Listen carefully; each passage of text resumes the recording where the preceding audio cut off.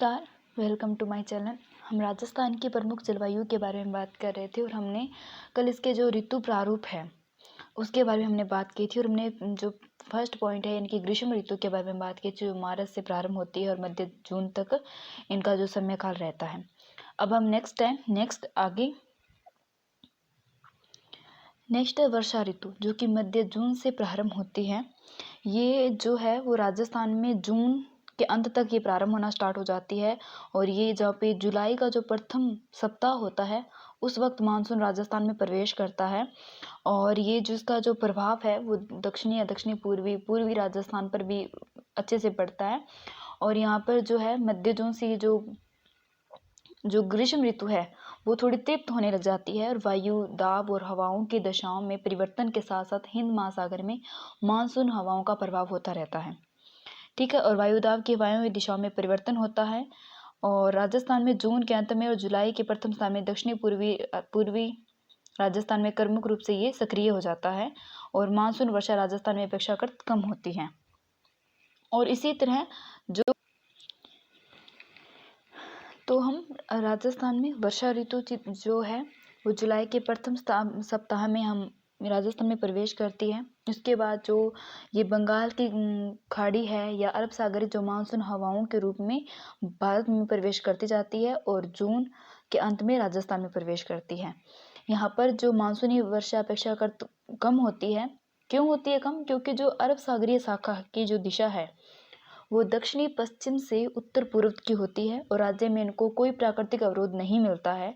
अरावली की पर्वतमाला का विस्तार इन हवाओं के समांतर होने से जो उसी समय यहाँ पर वर्षा करती है जब अत्यधिक नमी युक्त और स्थानीय प्रक्रम में उच्च हो जाता है। इस प्रकार बंगाल की खाड़ी से जो मानसून हवाएं संपूर्ण भारत को पार करके पहुंचते जो नमी रहित हो जाती है और फिर ये यदि ये तीव्र होती है तो पर्याप्त वर्षा कर देती है।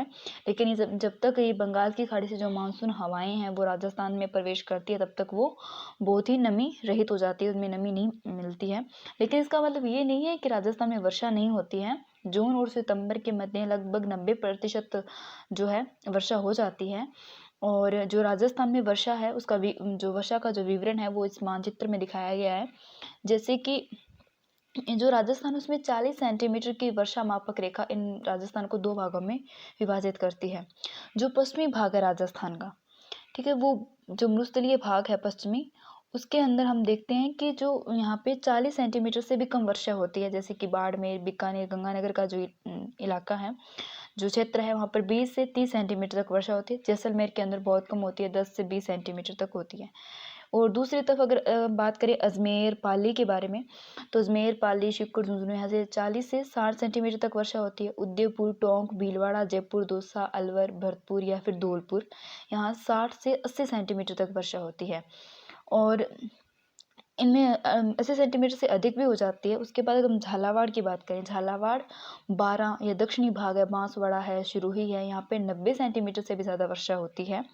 आबू पर्वत है जो कि सर्वाधिक वर्षा प्राप्त करते हैं, सिरोही के अंदर है और यहाँ पर लगभग 150 सेंटीमीटर वर्षा होती है। और इसी तरह यहाँ पे राजस्थान में पश्चिम जो राजस्थान है वहाँ पे कम वर्षा होती है, जो पूर्वी और दक्षिणी पूर्वी राजस्थान है वहाँ पे अधिक वर्षा होती है। तो ये जो था वो वर्षा का विवरण। तो यहाँ पे कंप्लीट होती है वर्षा ऋतु।